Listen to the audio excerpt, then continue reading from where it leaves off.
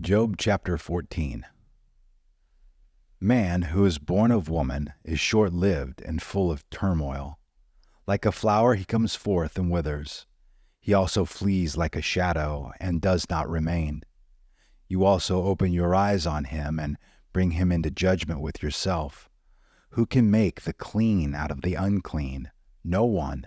Since his days are determined, the number of his months is with you, and his limits you have set so that he cannot pass. Turn your gaze from him, that he may rest until he fulfills his day like a hired man. For there is hope for a tree when it is cut down that it will sprout again, and its sprouts will not fail. Though its roots grow old in the ground, and its stump dies in the dry soil, at the scent of water it will flourish and put forth sprigs like a plant. But a man dies and lies prostrate.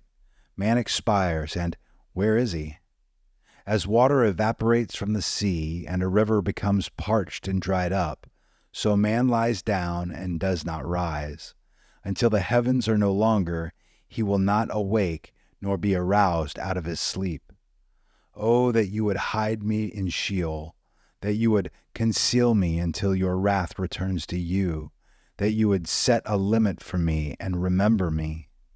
If man dies, will he live again? All the days of my struggle I will wait until my change comes. You will call, and I will answer you. You will long for the work of your hands. For now you number my steps. You do not observe my sin. My transgression is sealed up in a bag, and you wrap me up in my iniquity. But the falling mountain crumbles away, and the rock moves from its place. Water wears away stone. Its torrents wash away the dust of the earth. So you destroy man's hope. You forever outpower him, and he departs. You change his appearance and send him away. His sons achieve honor, but he does not know it. Or they become insignificant, but he does not perceive it. Job chapter 15. Then Eliphaz the Temanite responded, Should a wise man answer with windy knowledge and fill himself with the east wind? Should he argue with useless talk, or with words which are not profitable? Indeed, you do away with reverence and hinder meditation before God, for your guilt teaches your mouth, and you choose the language of the crafty. Your own mouth condemns you, and not I, and your own lips testify against you. Were you the first man to be born, or were you brought forth before the hills? Do you hear the secret counsel of God, and limit wisdom to yourself? What do you know that we do not know? What do you understand that we do not?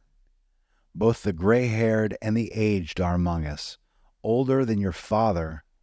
Are the consolations of God too small for you, even the words spoken gently with you? Why does your heart carry you away? And why do your eyes flash, that you should turn your spirit against God and allow such words to go out of your mouth? What is man that he should be pure, or he who is born of a woman that he should be righteous? Behold, he put no trust in his holy ones, and the heavens are not pure in his sight. How much less one who is detestable and corrupt, man who drinks iniquity like water? I will tell you, listen to me, and what I have seen I will also declare, what wise men have told and have not concealed from their fathers, to whom alone the land was given, and no alien passed among them.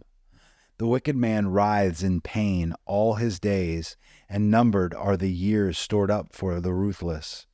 Sounds of terror are in his ears, while at peace the destroyer comes upon him. He does not believe that he will return from darkness, and he is destined for the sword. He wanders about for food, saying, Where is it? He knows that a day of darkness is at hand.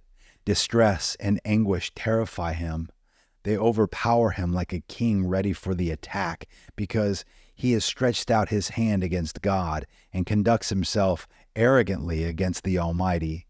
He rushes headlong at him with his massive shield, for he has covered his face with his fat and has made his thighs heavy with flesh. He has lived in desolate cities, in houses no one would inhabit, which are destined to become ruins. He will not become rich, nor will his wealth endure, and his grain will not bend down to the ground. He will not escape from darkness. The flame will wither his shoots, and by the breath of his mouth he will go away. Let him not trust in emptiness, deceiving himself, for emptiness will be his reward. It will be accomplished before his time, and his palm branch will not be green. He will drop off his unripe grape like the vine, and will cast off his flower like the olive tree. For the company of the godless is barren, and fire consumes the tents of the corrupt. They conceive mischief, bring forth iniquity, and their mind prepares deception. Job chapter 16. Then Job answered, I have heard many such things. Sorry comforters are you all. Is there no limit to windy words? Or what plagues you that you answer? I too could speak like you if I were in your place. I could compose words against you and shake my head at you. I could strengthen you with my mouth, and the solace of my lips could lessen your pain. If I speak, my pain is not lessened, and if I hold back, what is left me? But now he has exhausted me.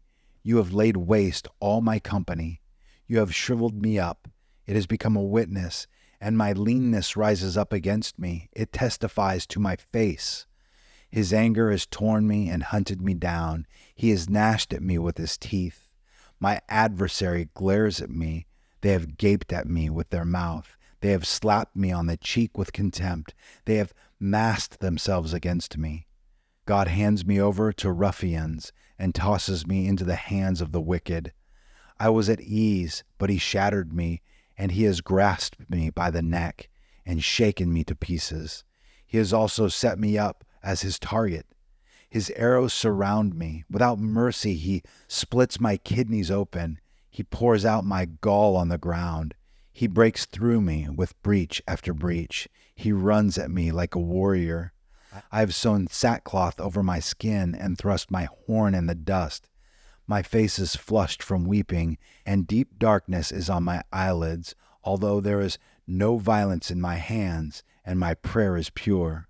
O earth, do not cover my blood, and let there be no resting place for my cry. Even now, behold, my witness is in heaven, and my advocate is on high. My friends are my scoffers. My eye weeps to God. Oh, that a man might plead with God as a man with his neighbor. For when a few years are past, I shall go the way of no return.